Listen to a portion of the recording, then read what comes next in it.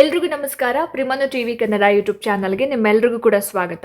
ಸ್ನೇಹಿತರೆ, ಇವತ್ತಿನ ವಿಡಿಯೋದಲ್ಲಿ ಸಮಾಜ ವಿಜ್ಞಾನಕ್ಕೆ ಸಂಬಂಧಪಟ್ಟ ಹಾಗೆ ಒಂದಷ್ಟು ಪ್ರಶ್ನೋತ್ತರಗಳನ್ನ ತಗೊಂಡು ಬಂದಿದ್ದೀನಿ. ಇನ್ನೇನು C-TET central teachers eligibility test ಕೇಂದ್ರೀಯ ಶಿಕ್ಷಕರ ಅರ್ಹತಾ ಪರೀಕ್ಷೆಗೆ ಕೆಲವೇ ದಿನಗಳಿರೋದ್ರಿಂದ 21 ಡೇಸ್ ಅಷ್ಟೇ ಇರೋದ್ರಿಂದ ಈ ಒಂದು ವಿಡಿಯೋ ನಿಮ್ಮ ಎಕ್ಸಾಮ್ನ ದೃಷ್ಟಿಯಿಂದ ಖಂಡಿತವಾಗ್ಲೂ ಕೂಡ ಹೆಲ್ಪ್ ಆಗುತ್ತೆ. ಸೊ ಹಾಗಾಗಿ ಯಾರೆಲ್ಲ ಈ ವಿಡಿಯೋನ ನೋಡ್ತಾ ಇದ್ದೀರಾ ಎಲ್ಲೂ ಕೂಡ ಸ್ಕಿಪ್ ಮಾಡದೆ ಪೂರ್ತಿ ವಿಡಿಯೋನ ನೋಡಿ, ಜೊತೆಗೆ ಸಬ್ಸ್ಕ್ರೈಬ್ ಮಾಡ್ಕೊಂಡು ನೋಡೋದನ್ನ ದಯವಿಟ್ಟು ಮರಿಬೇಡಿ ಅಂತ ಹೇಳ್ತಾ ಜಾಸ್ತಿ ತಡ ಮಾಡೋದು ಬೇಡ, ಬನ್ನಿ ಆದಷ್ಟು ಬೇಗ ಇವತ್ತಿನ ವಿಡಿಯೋನ ಶುರು ಮಾಡ್ತಾ ಹೋಗೋಣ. ಸ್ನೇಹಿತರೆ, ಮೊದಲನೇ ಪ್ರಶ್ನೆ ನೋಡಿ. ಈ ಒಂದು ವಿಡಿಯೋದ ಮೊದಲನೇ ಪ್ರಶ್ನೆ ಈ ರೀತಿ ಇದೆ: the government has passed laws that made it mandatory for organizations with more than women employees to provide creche facilities ಅಂತ ಕೇಳಿದ್ದಾರೆ. ಅಂದರೆ ಸರ್ಕಾರ ಎಷ್ಟಕ್ಕಿಂತ ಹೆಚ್ಚು ಮಹಿಳಾ ಉದ್ಯೋಗಿಗಳನ್ನು ಹೊಂದಿರುವ ಸಂಸ್ಥೆಗಳು ಕಡ್ಡಾಯವಾಗಿ ಶಿಶುಪಾಲನಾ ಕೇಂದ್ರ, ಸೊ ಕ್ರೇಶಿ ಅಂತ ಹೇಳಿದ್ರೆ ಇಲ್ಲಿ ಶಿಶುಪಾಲನಾ ಕೇಂದ್ರ ಅಂತ ಆಯಿತಾ. ಸೊ ಇದನ್ನು ಪ್ರೊವೈಡ್ ಮಾಡಬೇಕು ಅನ್ನುವಂತಹ ಒಂದು ಕಾಯ್ದೆಯನ್ನು ಮಾಡಿದೆ ಅಥವಾ ಕಾನೂನನ್ನು ಮಾಡಿದೆ ಅನ್ನೋದು ಪ್ರಶ್ನೆ. ಸೊ ಆಪ್ಷನ್ಸ್ ನೋಡಿ, ಇಲ್ಲಿ 25, 30, 10, 15 ಅಂತ ಇದೆ. ಸೊ ಈ ಪ್ರಶ್ನೆಗೆ ಸರಿಯಾಗಿರ್ತಕ್ಕಂಥ ಒಂದು ಆನ್ಸರ್ ಬಂದ್ಬಿಟ್ಟು ಆಪ್ಷನ್ ಬಿ 30 ಅನ್ನೋದು ಸರಿಯಾದಂತಹ ಒಂದು ಉತ್ತರ ಆಗಿರುತ್ತೆ. So section 48 of the factories act 1948 provides the creche facility which requires factories with more than 30 female employees to have a creche anta. So the Maternity Act makes no provision for establishing or maintaining a creche in an establishment. The Maternity Benefit Act had come into force on April 1, 2017 ನಲ್ಲಿ ಬಂದಿರುವಂಥದ್ದು. So ಹಾಗಾಗಿ ಇಲ್ಲಿ ಸರ್ಕಾರ 30ಕ್ಕಿಂತ ಜಾಸ್ತಿ ಮಹಿಳಾ ಉದ್ಯೋಗಿಗಳನ್ನು ಹೊಂದಿರತಕ್ಕಂತಹ ಒಂದು ಸಂಸ್ಥೆಗಳು ಕಡ್ಡಾಯವಾಗಿ ಏನು ಮಾಡಬೇಕಾಗತ್ತೆ, ಶಿಶುಪಾಲನಾ ಕೇಂದ್ರವನ್ನು ಒದಗಿಸಬೇಕು ಅನ್ನುವಂತಹ ಒಂದು ಕಾನೂನನ್ನು ಮಾಡಿರುವಂಥದ್ದು. ಆಪ್ಷನ್ 2 ಸರಿಯಾದ ಉತ್ತರ ಆಗುತ್ತೆ. ನೆಕ್ಸ್ಟ್ ಮುಂದಿನ ಒಂದು ಪ್ರಶ್ನೆ: The Indian National Congress in the early years raised a number of economic issues against the British. Choose the correct options ಅಂತ ಇದೆ. ಅಂದರೆ ಕನ್ನಡ ಅರ್ಥ ಏನು, ಬ್ರಿಟಿಷರ ವಿರುದ್ಧ ಭಾರತೀಯ ರಾಷ್ಟ್ರೀಯ ಕಾಂಗ್ರೆಸ್ ಮೊದಲಿನ ವರ್ಷಗಳ ಮುಂಚೆ ಕೆಲವು ಆರ್ಥಿಕ ವಿಷಯಗಳನ್ನು ಎತ್ತಿ ಹಿಡಿದಿತ್ತು. ಸೊ ಅದು ಯಾವ್ಯಾವುದು ಅನ್ನೋದು ಆಪ್ಷನ್ಸ್ ನೋಡಿ. ಇಲ್ಲಿ the Congress declared that the British rule had laid to poverty and famines ಅಂತ. ಅಂದರೆ ಬ್ರಿಟಿಷರ ಒಂದು ಆಳ್ವಿಕೆ ದಾರಿದ್ರ್ಯ ಮತ್ತು ಹಸಿವಿಗೆ ಕಾರಣವಾಗಿದೆ ಅಂತ ಘೋಷಣೆ ಮಾಡುತ್ತೆ. ಎರಡನೇದು ನೋಡಿ, it demanded reduction of revenue and cut in military expenditure. ತೆರಿಗೆ ಕಡಿತ ಮತ್ತು ಸೇನಾ ಖರ್ಚು ಕಡಿತವನ್ನು ಅದರ ಮೇಲೆ ಬೇಡಿಕೆ ಇಡುತ್ತೆ. So Congress demanded more funds for irrigation, ನೀರಾವರಿ ಯೋಜನೆಗಳಿಗೆ ಹೆಚ್ಚು ಹಣ ನೀಡಬೇಕು ಅನ್ನುವಂತಹ ಒಂದು ಬೇಡಿಕೆ ಇಡುತ್ತೆ. ಸೊ ಲಾಸ್ಟ್ ಒನ್ ನೋಡಿ, ಇಲ್ಲಿ it raised the voice against entertainment tax, ಮನರಂಜನಾ ತೆರಿಗೆಗೆ ವಿರೋಧವನ್ನು ವ್ಯಕ್ತಪಡಿಸುತ್ತೆ ಅಂತ. ಸೊ ಇಲ್ಲಿ ಸರಿಯಾಗಿರ್ತಕ್ಕಂತಹ ಒಂದು ಉತ್ತರ ಏನಿರ್ಬೋದು ಹಾಗಾದ್ರೆ ಈ ಒಂದು ಪ್ರಶ್ನೆಗೆ? ಆಪ್ಷನ್ ಎ ನೋಡಿ. ಇಲ್ಲಿ option A only 1, 2 and 3 are correct ಅನ್ನೋದು ಆನ್ಸರ್ ಆಗುತ್ತೆ. ಆಯ್ತಾ? ಸೊ ಇಲ್ಲಿ the Indian National Congress in the early years raised a number of economic issues related to poverty, ಬಡತನ, ಫೆಮಿನೈಸ್, ಆಮೇಲೆ revenue, military expenditure, irrigation and entertainment tax against the British. So the correct options are the first one ನೋಡಿ. ಇಲ್ಲಿ first one ಏನು ಕೊಟ್ಟಿದ್ದಾರೆ, Congress declared that the British rule had LED to poverty and famines. And second one, Congress demanded more funds for irrigation. And third one, it demanded reduction of revenue and cut in military expenditure. So option A ಮಾತ್ರ correct ಆಗಿರ್ತಕ್ಕಂಥ ಒಂದು answer ಆಗುತ್ತೆ ಇಲ್ಲಿ ಈ ಒಂದು ಪ್ರಶ್ನೆಗೆ. So next ಮುಂದಿನ ಒಂದು ಪ್ರಶ್ನೆ ನೋಡಿ. ಇಲ್ಲಿ match the following columns and choose the appropriate options ಅಂತ ಕೊಟ್ಟಿದ್ದಾರೆ. ಮ್ಯಾಚ್ ದ ಫಾಲೋವಿಂಗ್ ಹೊಂದಿಸಿ ಬರೆಯಿರಿ ಕೊಟ್ಟಿರೋವಂಥದ್ದು. ಸೊ ಇಲ್ಲಿ ಮೊದಲನೇದಾಗಿ ಏನು ಕೊಟ್ಟಿದ್ದಾರೆ, ಇಲ್ಲಿ ಸ್ಪೇರ್ ಆಫ್ ದ ಅರ್ತ್ ಅಂತ ಕೊಟ್ಟಿದ್ದಾರೆ. ಆಮೇಲೆ ಫೀಚರ್ಸ್ ಅಂದರೆ ಲಕ್ಷಣಗಳು, ಸ್ಪೇರ್ ಆಫ್ ದ ಅರ್ತ್ ಅಂತ ಹೇಳಿದ್ರೆ ಭೂಮಿಯ ವಿವಿಧ ವಲಯಗಳು ಅಂತ. ಆಯ್ತಾ? ಸೊ ಇಲ್ಲಿ ನೋಡಿ, ಇಲ್ಲಿ ಈ ರೀತಿ ಕೊಟ್ಟಿದ್ದಾರೆ: lithosphere, plant and animal Kingdom, ಶಿಲೆಗಳು ಮತ್ತು ಆಯಿತಾ. ಎರಡನೇದು ಹೈಡ್ರೋಸ್ಪಿಯರ್, ಮೂರನೇದು ಅಟ್ಮಾಸ್ಪಿಯರ್ ಆ್ಯಂಡ್ ನಾಲ್ಕನೇದು ಬಯೋಸ್ಪಿಯರ್ ಅಂತ ಇದೆ. ಸೊ ಇಲ್ಲಿ ಸರಿಯಾಗಿರ್ತಕ್ಕಂತಹ ಒಂದು ಆನ್ಸರ್ನ ನಾವೇನು ಮಾಡಬೇಕಾಗತ್ತೆ, ಮ್ಯಾಚ್ ಮಾಡ್ತಾ ಹೋಗಬೇಕಾಗತ್ತೆ. ಓಕೆ, ಸೊ ಇಲ್ಲಿ ನೋಡಿ, ಇಲ್ಲಿ ಸರಿಯಾಗಿರ್ತಕ್ಕಂತಹ ಒಂದು ಉತ್ತರ ಏನಿರ್ಬೋದು ಹಾಗಾದರೆ? ಇಲ್ಲಿ ನೋಡಿ, ಇಲ್ಲಿ ಆಪ್ಷನ್ಸ್ಗಳನ್ನ ಈ ರೀತಿ ಕೊಟ್ಟಿದ್ದಾರೆ. ಸೊ ದ ಕರೆಕ್ಟ್ ಆನ್ಸರ್ ಈ ಒಂದು ಪ್ರಶ್ನೆಗೆ ಆಪ್ಷನ್ ಡಿ ಸರಿಯಾಗಿರುವಂತಹ ಒಂದು ಆನ್ಸರ್ ಅಂತ ಹೇಳ್ಬೋದು. ಆಪ್ಷನ್ ಡಿ ನೋಡಿ, ಇಲ್ಲಿ ಏನಂತ ಕೊಟ್ಟಿದ್ದಾರೆ ಡಿ ನಲ್ಲಿ. ಸೊ ಲಿಥೋಸ್ಪಿಯರ್ ಬಂದ್ಬಿಟ್ಟು ಏನಕ್ಕೆ, made up of rocks and minerals. ಆಯಿತಾ. ಸೊ ಲಿಥೋಸ್ಪಿಯರ್ ಎಲ್ಲಿದೆ ನೋಡಿ ಇಲ್ಲಿ, ಫಸ್ಟ್ ಒನ್ ಲಿಥೋಸ್ಪಿಯರ್ ಬಂದುಬಿಟ್ಟು ಲಾಸ್ಟ್ ಒನ್ಗೆ ಕರೆಕ್ಟ್ ಆಗಿರ್ತಕ್ಕಂಥ ಒಂದು ಸೆಕೆಂಡ್ ಒನ್ಗೆ made up of rocks and minerals ಅನ್ನೋದು ಸರಿಯಾದ ಆನ್ಸರ್ ಆಗುತ್ತೆ ಆಯಿತಾ. ಸೊ ಸೆಕೆಂಡ್ ಒನ್ ಹೈಡ್ರೋಸ್ಪಿಯರ್ ಬಂದುಬಿಟ್ಟು various sources of water third ಒನ್ಗೆ ಬರುತ್ತೆ. ಆ್ಯಂಡ್ ಅಟ್ಮಾಸ್ಫಿಯರ್ C1 ಬಂದುಬಿಟ್ಟು thin layer of air, atmosphere ಅಂತ ಬಂದರೆ ಥಿನ್ ಲೇಯರ್ ಆಫ್ ಏರ್ ಅಂತ ಬರುತ್ತೆ. ಆ್ಯಂಡ್ ಲಾಸ್ಟ್ ಬಯೋಸ್ಪಿಯರ್ ಅಂತ ಬಂದಾಗ ಫಸ್ಟ್ ಒನ್ ನೋಡಿಲಿ, ಫಸ್ಟ್ ಒನ್ ಏನು ಕೊಟ್ಟಿದ್ದಾರೆ ಇಲ್ಲಿ, ಪ್ಲಾಂಟ್ ಆ್ಯಂಡ್ ಆ್ಯನಿಮಲ್ ಕಿಂಗ್ಡಮ್ ಅಂತ ಕೊಟ್ಟಿದ್ದಾರೆ. ಸೊ ಇದು ಸರಿಯಾದ ಆನ್ಸರ್ ಆಗುತ್ತೆ. ಸೊ ಲಿಥೋಸ್ಪಿಯರ್ ಏನೋ made up of rocks and minerals, hydrosphere ಅಂತ ಬಂದಾಗ various sources of water, atmosphere ಅಂತ ಬಂದಾಗ thin layer of air, biosphere ಅಂತ ಬಂದಾಗ plant and animal Kingdom. So ಇದು ಏನು ಆಪ್ಷನ್ ಡಿ ಏನು ಕೊಟ್ಟಿದ್ದಾರಲ್ಲ ಸರಿಯಾಗಿರ್ತಕ್ಕಂಥ ಒಂದು ಆನ್ಸರ್ ಆಗುತ್ತೆ. ಸೊ ನೆಕ್ಸ್ಟ್ ಮುಂದಿನ ಒಂದು ಪ್ರಶ್ನೆ, 4ನೇ ಪ್ರಶ್ನೆ, which of the following is true about Ashoka's dhamma ಅಂತ ಕೇಳಿದ್ದಾರೆ. ಅಶೋಕನ ದಮ್ಮನ ಬಗ್ಗೆ ಯಾವುದು ಕರೆಕ್ಟ್ ಆಗಿರ್ತಕ್ಕಂತಹ ಒಂದು ಸ್ಟೇಟ್ಮೆಂಟ್ ಅನ್ನೋದು ಆಯಿತಾ. ಸೊ ಆಪ್ಷನ್ಸ್ ನೋಡಿ, it did not involve worship of a god, ದೇವರನ್ನ ಪೂಜಿಸೋದನ್ನು ಇದು ಒಳಗೊಂಡಿರಲಿಲ್ಲ ಅಂತ. ಸೊ ಎರಡನೇದು, it did not involve performance of a sacrifice, ಯಾಗ ಯಜ್ಞಯಾಗಗಳನ್ನು ಇದು ಒಳಗೊಂಡಿರಲಿಲ್ಲ ಅಂತ. And C1 the ideas of dhamma were inspired by the teachings of ಬುದ್ಧನ ಉಪದೇಶಗಳಿಂದ ಇದೇನಾಗಿತ್ತು, ಪ್ರೇರಿತ ಆಗಿತ್ತು ಅಂತ. ಆ್ಯಂಡ್ ಲಾಸ್ಟ್ ಒನ್ ನೋಡಿಲಿ, Ashoka appointed Buddhist monks to teach people about dhamma, ಅಶೋಕನು ಬೌದ್ಧ ಭಿಕ್ಷುಗಳನ್ನು ಈ ದಮ್ಮವನ್ನು ಬೋಧನೆ ಮಾಡೋದಕ್ಕೆ ಅವನು ನೇಮಿಸ್ಕೊಂಡಿದ್ದ ಅನ್ನೋದು. ಸೊ ಇಲ್ಲಿ ಸರಿಯಾಗಿರ್ತಕ್ಕಂತಹ ಒಂದು ಆನ್ಸರ್ ಏನಿರ್ಬೋದು ಹಾಗಾದರೆ ನೋಡಿ, ಇಲ್ಲಿ ಇದನ್ನ ನಾವು ಕರೆಕ್ಟ್ ಸಂಕೇತಗಳಿಂದ ಸೂಚಿಸಬೇಕು ಅಂತ. ಸರಿಯಾಗಿರುವಂತಹ ಒಂದು ಉತ್ತರ ಏನಿರ್ಬೋದು ಹಾಗಾದ್ರೆ option B, only A, B and C correct ಅನ್ನೋದು ಆನ್ಸರ್ ಆಗುತ್ತೆ. ಇಲ್ಲಿ ನೋಡಿ, ಇಲ್ಲಿ ಎ ಕರೆಕ್ಟ್ ಇದೆ, ಬಿ ಕರೆಕ್ಟ್ ಇದೆ ಅಂಡ್ ಥರ್ಡ್ ಒನ್ ಕೂಡ ಕರೆಕ್ಟ್ ಇದೆ. ಅಂಡ್ ಬೌದ್ಧ ಭಿಕ್ಷುಗಳನ್ನ ಅವನು ನೇಮಕ ಮಾಡ್ಕೊಂಡಿದ್ದ ಬೋಧನೆಗೆ ಅನ್ನೋದು ರಾಂಗ್ ಸ್ಟೇಟ್ಮೆಂಟ್. ಸೊ ಹಾಗಾಗಿ ಇಲ್ಲಿ option B, A, B, C ಮಾತ್ರ ಕರೆಕ್ಟ್ ಅನ್ನೋದು ಕರೆಕ್ಟ್ ಆಗಿರ್ತಕ್ಕಂತಹ ಒಂದು ಆನ್ಸರ್ ಅಂತ ಹೇಳ್ಬೋದು. ನೆಕ್ಸ್ಟ್ 5ನೇ ಒಂದು ಪ್ರಶ್ನೆ ನೋಡಿ, ಇಲ್ಲಿ below are two statements A and B in the context of leather workers in 19th century ಅಂತ ಇದೆ. ಅಂದರೆ 19ನೇ ಶತಮಾನದಲ್ಲಿ ಚರ್ಮ ಕಾರ್ಮಿಕರ ಬಗ್ಗೆ ಕೊಟ್ಟಿರ್ತಕ್ಕಂತಹ ಒಂದು ಸ್ಟೇಟ್ಮೆಂಟ್ಸ್ ಇದು. ಸೊ ಯಾವುದು ಕರೆಕ್ಟ್ ಯಾವುದು ರಾಂಗ್ ಅಂತ ನಾವಿಲ್ಲಿ ಹೇಳಬೇಕಾಗುತ್ತೆ. ಸೊ ಮೊದಲನೇ ಒಂದು ಸ್ಟೇಟ್ಮೆಂಟ್ ಏನು ಕೊಟ್ಟಿದ್ದಾರೆ ಇಲ್ಲಿ, during the first world war there was a huge demand for shoes for the armies ಅಂತ ಇದೆ. ಅಂದರೆ ಪ್ರಥಮ ಮಹಾಯುದ್ಧದ ವೇಳೆ, ಫಸ್ಟ್ ವರ್ಲ್ಡ್ ವಾರ್ ಟೈಮಲ್ಲಿ ಸೇನೆಗೆ ಚಪ್ಪಲಿಗಳಿಗೆ ಹೆಚ್ಚಿನ ಒಂದು ಬೇಡಿಕೆ ಇತ್ತು ಅಂತ ಅಂದ್ಬಿಟ್ಟು, ಶೂಸ್ಗಳಿಗೆ ಜಾಸ್ತಿ ಡಿಮ್ಯಾಂಡ್ ಇತ್ತು ಅನ್ನೋದು ಮೊದಲನೇ ಸ್ಟೇಟ್ಮೆಂಟ್.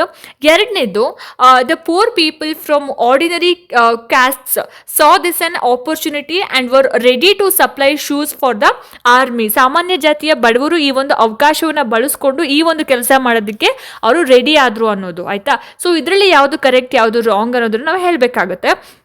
ಸೊ ಆಪ್ಷನ್ಸ್ ನೋಡಿ, ಇಲ್ಲಿ A is true but B is false, option B A is false but B is true, option C both A and B are true, option D both A and B or false ಅಂತ ಇದೆ.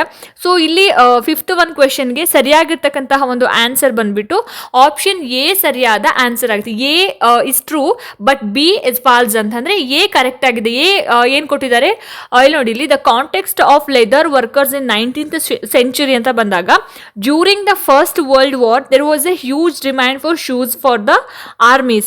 And second one nodili, the British colonial authorities often release on these traditional artisans to supply leather goods including shoes for the army. However, the poor people from ordinary caste may not have had the same opportunities to access to resource to participates in this trade. So A is true but B is false. So ಹಾಗಾಗಿ option 1 ಸರಿಯಾಗಿರ್ತಕ್ಕಂತಹ ಒಂದು answer ಆಗುತ್ತೆ ಈ ಒಂದು ಪ್ರಶ್ನೆಗೆ. So next ಮುಂದಿನ ಒಂದು ಪ್ರಶ್ನೆ, the Mughal revenue system with its own schedule of revenue rates for individual crop was called dash ಅಂತ ಕೇಳಿದ್ದಾರೆ. ಅಂದರೆ ಇದರ ಒಂದು ಕನ್ನಡ ಅರ್ಥ, ಮುಘಲ್ ಕಾಲದ ಬೆಳೆ ಆಧಾರಿತ ತೆರಿಗೆ ವ್ಯವಸ್ಥೆಯನ್ನ ಏನಂತ ಹೇಳಿ ಕರೀತಾ ಇದ್ರು ಅಂತ ಪ್ರಶ್ನೆ. ಆಪ್ಷನ್ ನೋಡಿಲಿ zat, option 2 iqta, option 3 jagir, option 4 zabt ಅಂತ ಇದೆ. ಸೊ ಇಲ್ಲಿ ಸರಿಯಾಗಿರ್ತಕ್ಕಂತಹ ಒಂದು ಆನ್ಸರ್ ಏನಿರ್ಬೋದು ಆಪ್ಷನ್ ಡಿ ಜಬ್ತ್ ಅನ್ನೋದು ಸರಿಯಾದ ಆನ್ಸರ್ ಆಗುತ್ತೆ, ಜಪ್ತ್ ಅಥವಾ ಜತ್ ಅಂತ. ಸೊ ಇಲ್ಲಿ the Mughal revenue system with its own scheduled of revenue rates for individual crops was called the zabt system. So zabt was a revenue collection system introduced by Akbar. So Akbar ಈ ಒಂದು ವ್ಯವಸ್ಥೆಯನ್ನು ಅವನು ಇಂಟ್ರೊಡ್ಯೂಸ್ ಮಾಡ್ತಾನೆ. So the third Mughal emperor, ಅವನು ಮುಘಲ್ ಸಾಮ್ರಾಜ್ಯದ ಮೂರನೆಯ ಅರಸನಾಗಿರ್ತಾನೆ in the late 16th century, 16ನೇ ಶತಮಾನದಲ್ಲಿ, ಆಯ್ತಾ, 16th century. So under the zabt system, ಈ ಒಂದು ತೆರಿಗೆ ಪದ್ಧತಿ ಅಡಿಯಲ್ಲಿ revenue officials would conduct regular surveys of land and crops to determine the revenue rates. So ಹಾಗಾಗಿ ಈ ಕ್ವೆಶನ್ ಬಗ್ಗೆ ಏನಾದರೂ, ಈ ಟಾಪಿಕ್ ಬಗ್ಗೆ ಪ್ರಶ್ನೆ ಬಂದಾಗ ಇದು 16th ಸೆಂಚುರಿಯಲ್ಲಿ ಯಾರು ಜಾರಿಗೆ ತಂದಿದ್ದು ಅಂತ ಹೇಳಿದ್ರೆ ಅಕ್ಬರ್ ಜಾರಿಗೆ ತಂದಿರುವಂಥದ್ದು. ಸೊ ಮುಘಲ್ ಕಾಲದ ಬೆಳೆ ಆಧಾರಿತ ತೆರಿಗೆ ವ್ಯವಸ್ಥೆಯನ್ನು ಜಪ್ತ್ ಅಂತ ಹೇಳಿ ಕರೀತಾ ಇದ್ರು. So option D. ನೆಕ್ಸ್ಟು ಮುಂದಿನ ಒಂದು ಪ್ರಶ್ನೆ ನೋಡಿ ಇಲ್ಲಿ. The rocks that were formed 300 million years after the earth was formed is, ಅಂದರೆ ಭೂಮಿ ನಿರ್ಮಾಣವಾದ 300 ಮಿಲಿಯನ್ ವರ್ಷಗಳ ನಂತರ ರೂಪುಗೊಂಡಂತಹ ಶಿಲೆಗಳು ಯಾವುದು ಅಂತ ಕೇಳಿದ್ದಾರೆ. ಸೊ ಆಪ್ಷನ್ಸ್ ನೋಡಿ ಇಲ್ಲಿ. ಲೊಕೇಟೆಡ್ ಇನ್ ಈಸ್ಟರ್ನ್ ಯುರೋಪ್, ಪೂರ್ವ ಯುರೋಪ್ನಲ್ಲಿ. Option B located in the Himalayan region, Himalaya ಇದರಲ್ಲಿ ಇದಾಗಿರೋದು, ಲೊಕೇಟ್ ಆಗಿರೋದು. Option C considered as youngest rocks in the world, ಜಗತ್ತಿನ ಅತಿ ಹೊಸ ಶಿಲೆಗಳು ಅಂತ ಹೇಳಿ. Option 3 located in western Australia, ಪಶ್ಚಿಮ ಆಸ್ಟ್ರೇಲಿಯಾ ಅಂತ ಇದೆ. ಸೊ ಈ ಪ್ರಶ್ನೆಗೆ ಸರಿಯಾಗಿರ್ತಕ್ಕಂತಹ ಒಂದು ಆನ್ಸರ್ ಬಂದ್ಬಿಟ್ಟು option D, located in western Australia ಅನ್ನೋದು ಸರಿಯಾಗಿರ್ತಕ್ಕಂತಹ ಒಂದು ಆನ್ಸರ್ ಆಗುತ್ತೆ. ಮುಂದಿನ ಒಂದು ಪ್ರಶ್ನೆ. Match the following concepts in column 1 with their examples in column 2 and choose the appropriate options ಅಂತ. ಸೊ ಇಲ್ಲಿ ಬೆಳೆ ಮತ್ತು ಹವಾಮಾನವನ್ನು ಕೊಟ್ಟಿದ್ದಾರೆ. ಕಾಲಮ್ 1ನಲ್ಲಿ ಬೆಳೆ ಆ್ಯಂಡ್ ಕಾಲಮ್ 2ರಲ್ಲಿ ಏನು ಹವಾಮಾನ, ಸಾರಿ ಓಕೆ, ಕಾಲಮ್ 1ರಲ್ಲಿ ಏನು ಕಾನ್ಸೆಪ್ಟ್ಗಳನ್ನ ಕೊಟ್ಟಿದ್ದಾರೆ ಮತ್ತು ಕಾಲಮ್ ಬಿ ನಲ್ಲಿ ಎಕ್ಸಾಂಪಲ್ಸ್ನ ಕೊಟ್ಟಿದ್ದಾರೆ, ಉದಾಹರಣೆಗಳನ್ನು ಕೊಟ್ಟಿದ್ದಾರೆ. ಸೊ ಕಾನ್ಸೆಪ್ಟ್ ಏನು ಕೊಟ್ಟಿದ್ದಾರೆ ನೋಡಿ ಇಲ್ಲಿ. ಕಾನ್ಸೆಪ್ಟ್ ಒಂದು ಡಿಸ್ಕ್ರಿಮಿನೇಷನ್ ಅಂದರೆ ಭೇದ ಭಾವ, ಎರಡನೇದು ಇನ್ ಈಕ್ವಾಲಿಟಿ ಅಸಮಾನತೆ, ಇನ್ನು ಸ್ಟೆರಿಯೋಟೈಪ್ ಅಂದರೆ ಸಾಂಪ್ರದಾಯಿಕ ಕಲ್ಪನೆ ಅಂತ ಹೇಳ್ತೀವಲ್ಲ, ಆ್ಯಂಡ್ ಪ್ರೆಜುಡಿಸ್ ಅಂದರೆ ಪೂರ್ವಗ್ರಹ ಅಂತ ಹೇಳ್ತೀವಲ್ವ. ಸೊ ಇದನ್ನು ನಾವು ಎಕ್ಸಾಂಪಲ್ಸ್ನ ಜೊತೆಗೆ ಮ್ಯಾಚ್ ಮಾಡ್ತಾ ಹೋಗಬೇಕಾಗತ್ತೆ. ಸೊ ಇಲ್ಲಿ ಇದು ಸಂಕೇತಗಳನ್ನ ಕೂಡ ಕೊಟ್ಟಿದ್ದಾರೆ ನೋಡಿ. ಸೊ ಈ ಪ್ರಶ್ನೆಗೆ ಸರಿಯಾಗಿರ್ತಕ್ಕಂತಹ ಒಂದು ಆನ್ಸರ್ ಅಂತ ಹೇಳಿದ್ರೆ ಏನಿರ್ಬೋದು, ಹಾಗಾದರೆ ಸರಿಯಾದಂತಹ ಉತ್ತರ ಆಪ್ಷನ್ ಬಿ ಕರೆಕ್ಟ್ ಆಗಿರುವಂತಹ ಆನ್ಸರ್ ಅಂತ ಹೇಳ್ಬೋದು. ಸೊ ಹೇಗೆ ಅಂತ ಹೇಳಿದ್ರೆ ಇಲ್ಲಿ ನೋಡಿ, ಇಲ್ಲಿ ಡಿಸ್ಕ್ರಿಮಿನೇಷನ್ಸ್ ಅಂತ ಇದೆ. ಸೊ ಪಕ್ಕದಲ್ಲಿ ಏನು ಕೊಟ್ಟಿದ್ದಾರೆ, differential pay for same work ಅಂತ. ಸೊ ಅದೆಲ್ಲ ಆನ್ಸರ್. ಡಿಸ್ಕ್ರಿಮಿನೇಷನ್ ಅಂತ ಹೇಳಿದ್ರೆ ನೋಡಿ ಇಲ್ಲಿ, women not allowed to be hired since she is starting a family. So discrimination ಬಂದು ಆಪ್ಷನ್ 3ಗೆ ಕರೆಕ್ಟ್ ಆಗಿರ್ತಕ್ಕಂಥ ಒಂದು ಆನ್ಸರ್ ಆಗುತ್ತೆ. ಡಿಸ್ಕ್ರಿಮಿನೇಷನ್, ಆಯ್ತಾ, ಮಹಿಳೆಯರನ್ನ ಕೆಲಸಕ್ಕೆ ತೆಗೆದುಕೊಳ್ಳದೆ ಇರೋ ಅಂಥದ್ದು. ಆ್ಯಂಡ್ ನೆಕ್ಸ್ಟ್ ಎರಡನೇದು ನೋಡಿಲಿ, ಇನ್ ಈಕ್ವಾಲಿಟಿ ಅಸಮಾನತೆ ಅಂತ ಇದೆ. ಸೊ ಅಸಮಾನತೆ ಅಂತ ಬಂದಾಗ differential pay for same work, ಒಂದೇ ಕೆಲಸಕ್ಕೆ ಬೇರೆ ಬೇರೆ ಒಂದು ವೇತನವನ್ನು ನಿಗದಿ ಮಾಡೋದು. ಸೊ ಆಪ್ಷನ್ 1 ಎರಡನೇದು ಬಿಗೆ ಆಪ್ಷನ್ 1 ಆಗುತ್ತೆ. ಸೊ ಇಲ್ಲಿ ನೋಡಿ, ಇಲ್ಲಿ ಸ್ಟಿರಿಯೋಟೈಪ್ ಅಂತ ಇದೆ. ಸ್ಟೆರಿಯೋಟೈಪ್ ಅಂತ ಬಂದಾಗ ಏನು, girls are good at cooking. ಇಲ್ಲಿ ನೋಡಿ, ಇಲ್ಲಿ ಸ್ಟೆರಿಯೋಟೈಪ್ ಸಾಂಪ್ರದಾಯಿಕ ಕಲ್ಪನೆ, ಹುಡುಗಿಯರು ಬರೀ ಅಡುಗೆ ಮಾಡೋದಕ್ಕೆ ಮಾತ್ರ ಸೀಮಿತ ಅಥವಾ ಅಡುಗೆ ಮಾತ್ರ ಮಾಡ್ತಾರೆ ಅನ್ನುವಂತಹ ಒಂದು ಇಮ್ಯಾಜಿನೇಷನ್ ಅಥವಾ ಅವರೊಂದು ಕಲ್ಪನೆ ಅನ್ನೋದು. ಆ್ಯಂಡ್ ಪ್ರೆಜುಡಿಯಸ್ ಅಂತ ಬಂದಾಗ ವಿಲೇಜರ್ಸ್ ಆರ್, ಇಲ್ಲಿ ನೋಡಿ, ಇಲ್ಲಿ ಪ್ರೆಜುಡಿಯಸ್ ಅಂತ ಬಂದಾಗ ಥರ್ಡ್ 1 ಆಗುತ್ತೆ. ಸೆಕೆಂಡ್ 1 ವಿಲೇಜರ್ಸ್ ಆರ್ ಸೂಪರ್ಸ್ಟಿಷಿಯಸ್ ಅಂದರೆ ಗ್ರಾಮಸ್ಥರು ಶ್ರದ್ಧಾಳುಗಳು ಅಂತ ಹೇಳ್ತೀವಿ, ಶ್ರದ್ಧಾಳುಗಳು ಅಂತ. ಸೊ ಹಾಗಾಗಿ ಆಪ್ಷನ್ ಬಿ ಈ ಪ್ರಶ್ನೆಗೆ ಸರಿಯಾಗಿರ್ತಕ್ಕಂಥ ಒಂದು ಆನ್ಸರ್ ಆಗುತ್ತೆ. ಹೇಳ್ಬಿಡ್ತೀನಿ. ಡಿಸ್ಕ್ರಿಮಿನೇಷನ್ ಅಂತ ಬಂದಾಗ women not allowed to be hired since she is starting family, ಆಯಿತಾ. ಆ್ಯಂಡ್ ಇನ್ ಈಕ್ವಾಲಿಟಿ ಅಂತ ಬಂದಾಗ differential pay for same work, ಅಸಮಾನತೆ ಅಂದರೆ ಗಂಡ್ಮಕ್ಳಿಗೆ ಬೇರೆ ಥರ ಪೇ ಮಾಡೋದು, ಹೆಣ್ಮಕ್ಳಿಗೆ ಬೇರೆ ಥರ ಪೇ ಮಾಡೋದು, ಗಂಡ್ಮಕ್ಳಿಗೆ ಜಾಸ್ತಿ ಕೊಡೋದು, ಹೆಣ್ಮಕ್ಳಿಗೆ ಕಡಿಮೆ ಕೊಡೋದು. ಸೊ ಇದು ಇನ್ ಈಕ್ವಾಲಿಟಿ, ಅಸಮಾನತೆ. ಆ್ಯಂಡ್ ನೋಡಿಲ್ಲ ಸ್ಟೀರಿಯೋ ಟೈಪ್ ಅಂತ ಬಂದಾಗ ಏನಿದೆ, girls are good at only cooking ಅನ್ನೋದು ಅವರ ಒಂದು ಕಲ್ಪನೆ. ಆ್ಯಂಡ್ ನೆಕ್ಸ್ಟು ಪ್ರೆಜುಡ್ಯೂಸ್ ಅಂತ ಬಂದಾಗ ವಿಲೇಜರ್ಸ್ ಆರ್ ಸೂಪರ್ಸ್ಟಿಷಿಯಸ್. ಸೊ ಇದು ಕರೆಕ್ಟ್ ಆಗಿರುವಂತಹ ಒಂದು ಮ್ಯಾಚ್ ಆಗುತ್ತೆ. ಸೊ ಹೊಂದಿಸಿ ಬರೀರಿ ಅಂತ ಬಂದಾಗ ಇದು ಕರೆಕ್ಟ್ ಆಗಿರುವಂತಹ ಉತ್ತರ ಆಗುತ್ತೆ. ಸೊ ನೆಕ್ಸ್ಟ್ ಮುಂದಿನ ಒಂದು ಪ್ರಶ್ನೆ, ಇದು ಕೂಡ ಮ್ಯಾಚ್ ದ ಫಾಲೋವಿಂಗ್. ಸೊ ಇಲ್ಲಿ ಬೆಳೆ ಮತ್ತೆ ಹವಾಮಾನವನ್ನು ಕೊಟ್ಟಿದ್ದಾರೆ, ಆಯ್ತಾ. ಸೊ ಇಲ್ಲಿ ನೋಡಿ, ಇಲ್ಲಿ ಏನು ಕೊಟ್ಟಿದ್ದಾರೆ, which of the following is are correctly matched ಅಂತ. ಯಾವುದು ಕರೆಕ್ಟಾಗಿ ಮ್ಯಾಚ್ ಆಗಿದೆ ಅನ್ನೋದನ್ನ ಹೇಳಬೇಕು. ಆ್ಯಂಡ್ ಕ್ರಾಪ್ ಅಂತ ಬಂದಾಗ ನೋಡಿ ಇಲ್ಲಿ ಏನು ಬೆಳೆ ಅಂತ ಕೊಟ್ಟಿದ್ದಾರೆ. ಸೊ ರಿಕ್ವೈರ್ಡ್ ಕ್ಲೈಮೇಟ್ ಕಂಡೀಷನ್ ಅಂತ ಇದೆ, ಆಯಿತಾ. ಆ್ಯಂಡ್ ಕಾಫಿ ಅಂತ ಬಂದಾಗ ಕೂಲ್ ಆ್ಯಂಡ್ ಡ್ರೈ ಕ್ಲೈಮೇಟ್ ಅಂತ ಇದೆ, ಬಿಸಿಯ ಏನು ತಂಪು ಮತ್ತು ಒಣ ಇದು ಬೇಕು ಅಂತ ಅಂದ್ಬಿಟ್ಟು. ಸೊ ಟೀ ಅಂತ ಬಂದಾಗ ವಾರ್ಮ್ ಕ್ಲೈಮೇಟ್ ಆ್ಯಂಡ್ ಹೈ ರೈನ್ಫುಲ್, ಬಿಸಿಯಾದ ಹೆಚ್ಚಿನ ಮಳೆ ಅಂತ. ಸೊ ಇದರಲ್ಲಿ ಯಾವುದಕ್ಕೆ ಯಾವುದು ಕರೆಕ್ಟಾಗಿರುವಂಥ ಒಂದು ಹವಾಮಾನ ಅಂತ ಕೊಟ್ಟಿದ್ದಾರೆ, ಅದರಲ್ಲಿ ಒಂದು ರಾಂಗ್ ಆಗಿದೆ. ಸೊ ಯಾವುದು ಕರೆಕ್ಟ್ ಆಗಿದೆ ಅನ್ನೋದನ್ನ ಹೇಳಬೇಕಾಗುತ್ತೆ. ಆ್ಯಂಡ್ ಸರಿಯಾಗಿರ್ತಕ್ಕಂತಹ ಒಂದು ಉತ್ತರ ಈ ಒಂದು ಪ್ರಶ್ನೆಗೆ ಸೊ ಆಪ್ಷನ್ ಬಿ ಕರೆಕ್ಟ್ ಆದ ಆನ್ಸರ್ ಆಗುತ್ತೆ. ಏನಿದೆ ಇದರಲ್ಲಿ answer, so neither A nor B is correctly matched ಅನ್ನೋದು ಸರಿಯಾದ ಆನ್ಸರ್ ಆಗುತ್ತೆ. ಅಂದರೆ ಆಪ್ಷನ್ ಬಿ ಎರಡೂ ಕೂಡ ತಪ್ಪು ಅನ್ನೋದು. So tea is grown in tropical and subtropical climates, ಆಯಿತಾ. And coffee is able to tolerate warm temperature, dry to rain with a little or no frost, through tropical very dry to wet forest. So neither A nor B is correctly matched. So ಹಾಗಾಗಿ option B ಸರಿಯಾಗಿರ್ತಕ್ಕಂತಹ ಒಂದು answer ಅಂತ ಹೇಳ್ಬೋದು. Next ಒಂದು question ನೋಡಿ, the category erstwhile princely states was applicable ಅಂತ ಕೇಳಿದ್ದಾರೆ. So ಇಲ್ಲಿ ಅರ್ಸ್ಟ್ ವೈಲ್ ಪ್ರಿನ್ಸ್ಲಿ ಸ್ಟೇಟ್ಸ್ ಅಂತ ಹೇಳಿದ್ರೆ ಹಳೆಯ ರಾಜ್ಯ ಸಂಸ್ಥಾನಗಳು ಅಂತ ಹೇಳಿ. ಸೊ ಇಲ್ಲಿ ನೋಡಿ, ಇಲ್ಲಿ ಹಳೆಯ ರಾಜ ಸಂಸ್ಥಾನಗಳು ಅನ್ನುವಂತಹ ಒಂದು ವರ್ಗ ಅಂತ ಕೊಟ್ಬಿಟ್ಟು ಒಂದಷ್ಟು ಆಪ್ಷನ್ಸ್ನ ಕೊಟ್ಟಿದ್ದಾರೆ. ಸೊ ನೋಡಿ, ಇಲ್ಲಿ ಆಪ್ಷನ್ಸ್ ಏನು ಕೊಟ್ಟಿದ್ದಾರೆ. In the past 1956, when they were no longer retained and administrative units. ಎರಡನೇದು, to none as no such category exist in India. Option C, at the time of independence around 1947-48 only. Option fourth one ನೋಡಿ, between 1947 to 48 and 1956 when they were recognised as administrative units ಅಂತ ಇದೆ. So ಈ ಪ್ರಶ್ನೆಗೆ ಸರಿಯಾಗಿರ್ತಕ್ಕಂಥ ಒಂದು answer ಅಂತ ಬಂದಾಗ option D ಸರಿಯಾಗಿರುವಂತಹ ಒಂದು ಉತ್ತರ ಅಂತ ಹೇಳ್ಬೋದು, ಆಯಿತಾ. The category erstwhile princely states was applicable between 1947 to 48 and 1956 when they were recognized as administrative units. The erstwhile princely states were those states whose prince agreed to merge with India, whose prince agreed to merge with Pakistan, which were retained as administrative units until statehood. So ಹಾಗಾಗಿ option D ಸರಿಯಾಗಿರ್ತಕ್ಕಂತಹ ಒಂದು answer ಅಂತ ಹೇಳ್ಬೋದು ಈ ಒಂದು ಪ್ರಶ್ನೆಗೆ. So next ಮುಂದಿನ ಒಂದು ಪ್ರಶ್ನೆ, ಇದು ಕೂಡ ಮ್ಯಾಚ್ ದ ಫಾಲೋವಿಂಗ್ ಬಂದಿದೆ, ಆಯಿತಾ. ಸೊ ಏನೇನು ಕೊಟ್ಟಿದ್ದಾರೆ ನೋಡಿ, match the following in the context of people and objects in ancient time and choose the appropriate options ಅಂತ ಕೊಟ್ಟಿದ್ದಾರೆ. ಸೊ ಲಿಸ್ಟ್ ಏನೆಲ್ಲ ಏನು ಕೊಟ್ಟಿದ್ದಾರೆ, ಬ್ಯಾರಿಗಾಜಾ ಅಂತ ಕೊಟ್ಟಿದ್ದಾರೆ, ಬ್ಯಾರಿಗಾಜಾ. ಸೊ ಅದ್ರ ಮುಂದೆ ಸ್ಟ್ಯಾಂಪ್ಡ್ ರೆಡ್ ಗ್ಲೇಸ್ಡ್ ಪಾಟರಿ ಅಂತ ಕೊಟ್ಟಿದ್ದಾರೆ. ಆ್ಯಂಡ್ ಸೆಕೆಂಡ್ ಒನ್ ಶ್ರೇಣೀಸ್ ಅಂತ ಕೊಟ್ಟಿದ್ದಾರೆ, ಅದ್ರ ಮುಂದೆ ಭರೂಚ್ ಅಂತ ಕೊಟ್ಟಿದ್ದಾರೆ, ಭರೂಚ್ ಅಂತ. ಸೊ ಮೂರನೇದು ಅರಿಟ್ರೈನ್ ವೇರ್ ಅಂತ ಕೊಟ್ಟಿದ್ದಾರೆ, ಅದರ ಮುಂದೆ ಇಂಡಿಪೆಂಡೆಂಟ್ ಫಾರ್ಮರ್ಸ್ ಅಂತ. ಆ್ಯಂಡ್ ನೆಕ್ಸ್ಟ್ ಇಲ್ಲಿ ನೋಡಿ, ಇಲ್ಲಿ ಗೃಹಪತೀಸ್ ಅಂತ, ಅದು ಗೃಹಪತೀಸ್ ಅಂತ, association of crafts person and merchants ಅಂತ. ಸೊ ಇಲ್ಲಿ ಇದು ಏನು ಕೊಟ್ಟಿದ್ದಾರೆ ಇದನ್ನು ನಾವು ಸರಿಯಾಗಿ ಮ್ಯಾಚ್ ಮಾಡ್ತಾ ಹೋಗ್ಬೇಕು, ಯಾವ್ಯಾವುದಕ್ಕೆ ಯಾವುದು ಕರೆಕ್ಟ್ ಆಗಿದೆ ಅನ್ನೋದು. ಸೊ ಇಲ್ಲಿ ನೋಡಿ, ಇಲ್ಲಿ ಇದನ್ನು ಕೊಟ್ಟಿದ್ದಾರೆ ಸಂಕೇತಗಳ ಮುಖಾಂತರ. ಸೊ ಆನ್ಸರ್ ಬಂದುಬಿಟ್ಟು ಆಪ್ಷನ್ ಸಿ ಸರಿಯಾಗಿರುವಂತಹ ಒಂದು ಆನ್ಸರ್ ಅಂತ ಹೇಳ್ಬೋದು. ಹೇಗೆ ಇದನ್ನು ನಾವು ಮ್ಯಾಚ್ ಮಾಡ್ತಾ ಹೋಗೋಣ ನೋಡಿ. ಇಲ್ಲಿ ಬ್ಯಾರಿಗಾಜಾ ಅಂತ ಏನಿದೆಲ್ಲ ಅದಕ್ಕೆ ನಾವಿಲ್ಲಿ ಭರೂಚ್ ಸೆಕೆಂಡ್ ಒನ್ ಭರೂಚ್ ಅಂತ ಇರುತ್ತೆ. ಆ್ಯಂಡ್ ಶ್ರೇಣೀಸ್ ಅಂತ ಬಂದಾಗ ಲಾಸ್ಟ್ ಒನ್ ನೋಡಿ, ಇಲ್ಲಿ ಶ್ರೇಣೀಸ್ ಅಂತ ಬಂದಾಗ ಇಲ್ಲಿ ನೋಡಿ, ಇಲ್ಲಿ last one okay, association of crafts persons and merchants ಅಂತ ಹೇಳ್ತೀವಿ, ವ್ಯಾಪಾರಿಗಳ ಒಂದು ಸಂಘ ಅಂತ.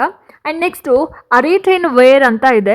ಸೊ ಸ್ಟ್ಯಾಂಪ್ಡ್ ರೆಡ್ ಗ್ಲೇಸ್ಡ್ ಪಾಟರಿ ಅಂತ ಅಂದರೆ ಇಲ್ಲಿ ಫಸ್ಟ್ ಒನ್ ಕೊಟ್ಟಿದ್ದಾರೆ ನೋಡಿ, ಇಲ್ಲಿ ಕೆಂಪು ಮುದ್ರಿತ ಮಣ್ಣಿನ ಒಂದು ಪಾತ್ರೆನ.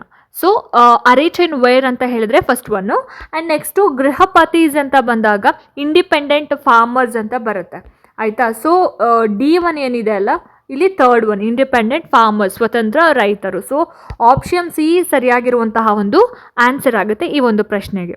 ಓಕೆ, ನೆಕ್ಸ್ಟ್ ಮುಂದಿನ ಪ್ರಶ್ನೆ, archaeologist play an important role in deciphering history, which one of the following choices in incorrect about their nature of work ಅಂತ ಕೇಳಿದ್ದಾರೆ.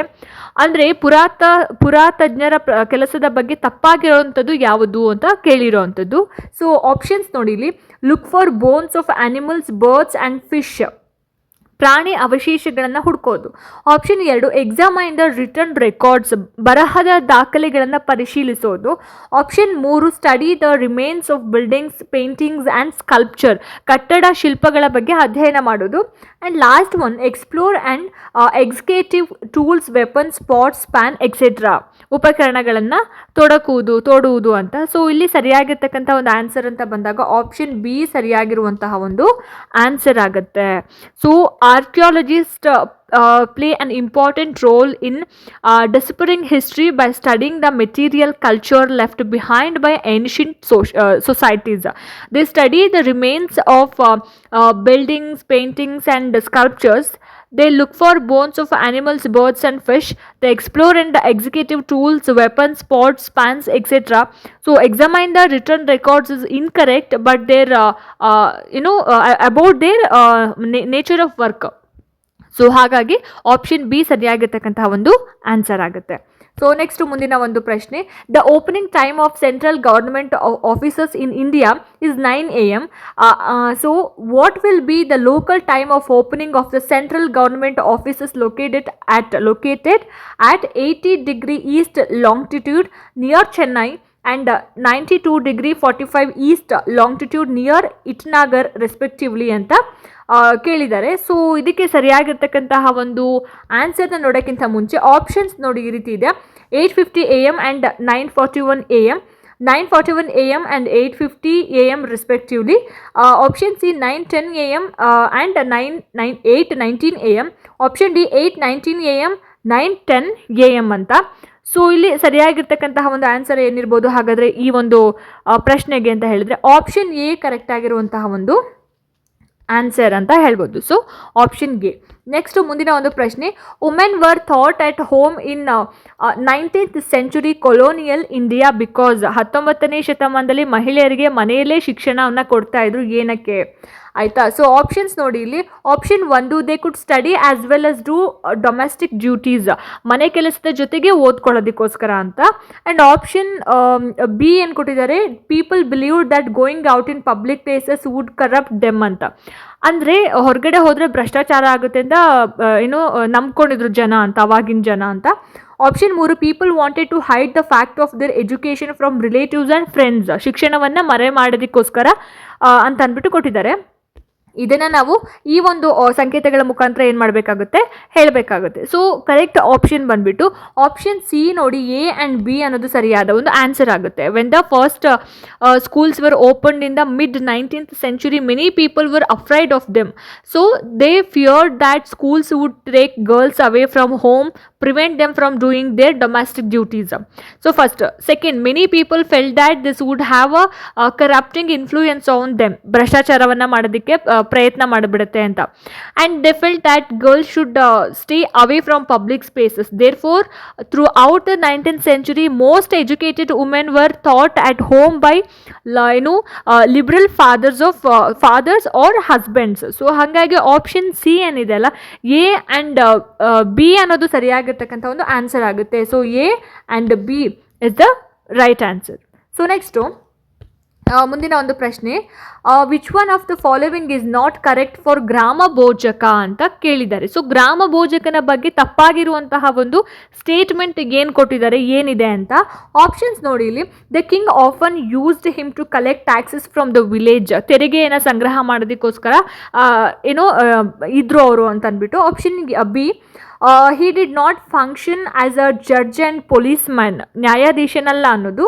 ಸೊ ಮೂರನೇದು, usually men from the same family held the position for generations, ಅಂದರೆ ತಲೆಮಾರಿಗೆ ಮುಂದಿನ ತಲೆಮಾರಿಗೆ ಕೂಡ ಅದೇ ಪೊಸಿಷನ್ನ carry ಮಾಡ್ತಾ ಇದ್ರು ಅವರ ಒಂದು ಫ್ಯಾಮಿಲಿನಲ್ಲಿ ಅಂತ. And next, he had slaves and hired workers to cultivate the land ಅಂತ, ದಾಸರಾಗಿದ್ರು ಅವರು ಅಂತ ಹೇಳಿಬಿಟ್ಟು. ಸೊ ಆಪ್ಷನ್ಸ್ ಈ ರೀತಿ ಕೊಟ್ಟಿದ್ದಾರೆ. ಸರಿಯಾಗಿರ್ತಕ್ಕಂತಹ ಒಂದು ಆನ್ಸರ್ ಏನಿರ್ಬೋದು ಈ ಒಂದು ಪ್ರಶ್ನೆಗೆ, ಆಪ್ಷನ್ ಬಿ ಸರಿಯಾದ ಒಂದು ಆನ್ಸರ್ ಅಂತ ಹೇಳ್ಬೋದು. So the village headman was considered as the grama bhojaka. So ಏನು ಹೇಳ್ತಾರೆ, ಹೆಡ್ಮ್ಯಾನ್ ಅಂದರೆ ಮುಖ್ಯಸ್ಥರನ್ನು ಗ್ರಾಮ ಭೋಜಕ ಅಂತ ಹೇಳಿ ಕರೀತಾ ಇದ್ರು in the northern part of the country. Grama Bhojaka past was hereditary in the nature. The Grama Bhojaka had slaves and hired workers to cultivate the land. He was often the largest landowner. He also operated as a judge and sometimes as a policeman. So option B is not correct for Grama Bhojaka. That's why option B is the correct answer for this question. So option B. Okay, so ಇದಿಷ್ಟು ಏನು CTETಗೆ ಸಂಬಂಧಪಟ್ಟ ಹಾಗೆ 2024ರಲ್ಲಿ ಏನು social ಸ್ಟಡೀಸ್ಗೆ ಸಂಬಂಧಪಟ್ಟ ಒಂದು question paper ಇತ್ತು, ಅದರಲ್ಲಿ ಆಯ್ದ ಕ್ವೆಶನ್ಸ್ಗಳನ್ನ ನಾನು ತೊಗೊಂಡು ಬಂದಿದ್ದೆ. ಹೋಪ್ ಈ ವಿಡಿಯೋ ನಿಮ್ಗೆ ಇಷ್ಟ ಆಯಿತು, ಅನುಕೂಲ ಆಯಿತು ಅಂತ ಭಾವಿಸ್ತೀನಿ. ಇಷ್ಟ ಆಯಿತು ಅಂತಂದರೆ ದಯವಿಟ್ಟು ಲೈಕ್ ಮಾಡಿ, ಶೇರ್ ಮಾಡಿ, ಹಾಗೆ ನಿಮ್ಮ ಅನಿಸಿಕೆ ಅಭಿಪ್ರಾಯಗಳು ಏನೇ ಇದ್ರೂ ಕೂಡ ನನಗೆ ಕಾಮೆಂಟ್ ಸೆಕ್ಷನಲ್ಲಿ ತಿಳಿಸಿ ಅಂತ ಹೇಳ್ತಾ, ಇದೇ ರೀತಿ ಹೆಚ್ಚಿನ ವೀಡಿಯೋಸ್ಗಳಿಗೋಸ್ಕರ ನಿರಂತರವಾಗಿ ನನ್ನ ಚಾನಲನ್ನು ನೋಡ್ತಾ ಇರಿ. ಮುಂದಿನ ವೀಡಿಯೋಸ್ಗಳಲ್ಲಿ ನಾನು ನಿಮಗೆ ಸಿಗ್ತೀನಿ. ಅಲ್ಲಿ ತನಕ ಎಲ್ರಿಗೂ ನಮಸ್ಕಾರ.